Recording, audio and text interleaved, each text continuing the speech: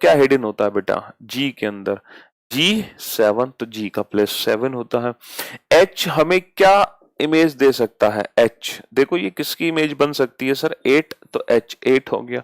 अगर हम M की बात करें तो बेटा ये क्या है, ये तो 3 है, तो तीसरे स्थान पे तो M आता नहीं है, तो बेटा 3 से और क्या बनता है, 3 से बनता है 13, 3 13 23, और बेटा W भी 3 है, तो ये तीसरा हो नहीं सकता, 13 है नहीं, तो ये क्या है, ये 23 है।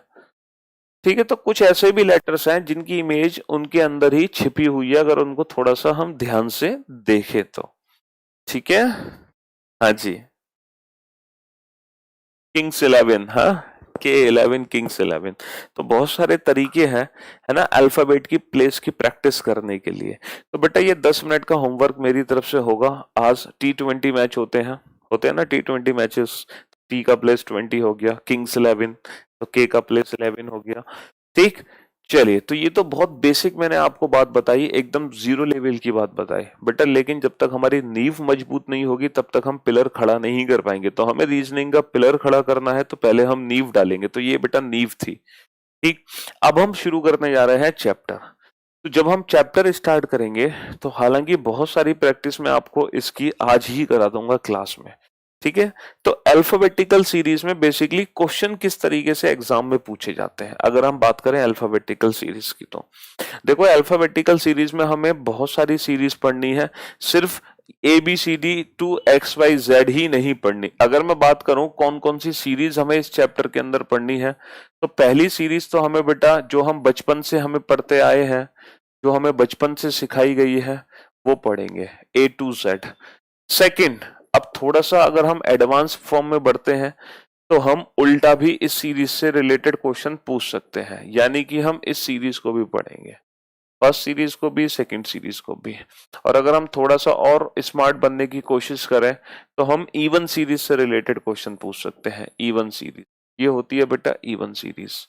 ठीक है, थर्ड, अगर जब इवन है तो बेटा ऑड सीरीज भी होगी, इसको बोलते हैं हम ऑड सीरीज। इवन ऑड क्यों है ये थोड़ी देर में पता चलेगी। अच्छा, जरूरी नहीं है कि हम नॉर्मल अल्फाबेटिकल सीरीज दें, वो हो सकता है फर्स्ट हाफ को नॉर्मल रखें लेकिन सेकंड हाफ को reverse, A to Z, Z to A, B to A2, और ये रिवर्स वाली, और ये अल्फा न्यूमेरिक सीरीज। सीरीज को पढ़ने का मतलब क्या है, सीरीज को पढ़ने का मतलब है चाहे आपके एग्जाम में किसी भी सीरीज से रिलेटेड क्वेश्चन आ जाए, यकीन करना कि आप अपने क्वेश्चन को without pen and paper solve करोगे, विदाउट पेन एंड पेपर। ना आपको पेन की जरूरत पड़ेगी ना आपको पेपर की जरूरत पड़ेगी, उस तरीके से हम इस चैप्टर को पढ़ेंगे कि आप अपने क्वेश्चंस को कुछ ही सेकंड्स में सॉल्व कर दो, बस देखते देखते आंसर, देखते देखते आंसर। ठीक है, हाँ जी, और बिल्कुल ऐसा ही होगा। चलिए साहब, तो हम आज की क्लास के सबसे पहले क्वेश्चन पे चलते हैं। सबसे पहला क्वेश्चन आपकी स्क्रीन पर आएगा, आप लोगों को इस क्वेश्चन को सॉल्व नहीं करना है। देखो, अब ये क्वेश्चन मैंने आप लोगों के स्क्रीन पर लाया आपके सामने, इसका मतलब ये है कि आपको इस क्वेश्चन को लिखने की जरूरत नहीं है। ये सारे जो क्वेश्चंस आप लोगों को दिखाए जाएंगे, ये सारे के सारे आपके बैच में अपलोड होंगे PDF में, तो आप घबराने की जरूरत नहीं है, लिखने की जरूरत नहीं है क्वेश्चन को। और पहले क्वेश्चन को तो आपको सॉल्व करने की भी जरूरत नहीं है। ठीक है, सॉल्यूशन की कोई जरूरत नहीं है। पहले मैं आपको बहुत अच्छे से कंसेप्ट समझाऊंगा, फिर आपको अप्रोच बताऊंगा, फिर आपको डायरेक्ट ट्रिक बताऊंगा कि आप विदाउट पेन अपने आंसर दे सको। तो बेसिक से समझते हैं, बिल्कुल जीरो लेवल से। देखो क्वेश्चन हमसे कहना क्या चाह रहा है, which letter is sixth to the right of 10th from the left hand in English alphabetical series।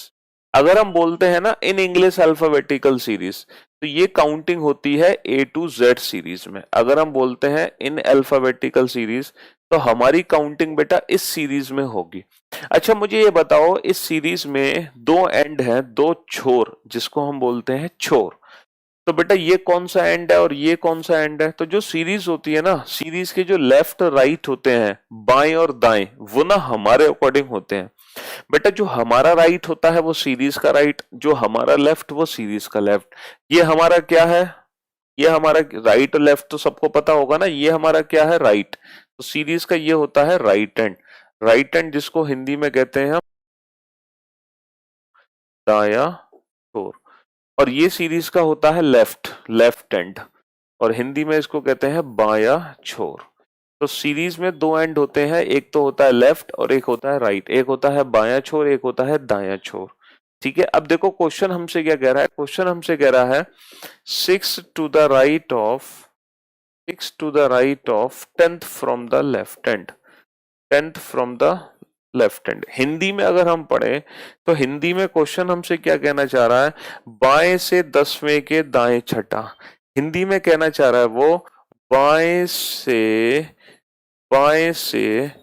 10वें के बाएं से 10वें के दाएं छठा। चलिए साहब, पहले तो हम इस क्वेश्चन को हिंदी में समझने की कोशिश करते हैं। बेटा ये बाया है तो हमें चलना है बाएं से 10वां, तो हमें बाएं से 10वां चलना है, यानी कि यहां से 10वां अक्षर पकड़ना हमें, बाएं से 10वां।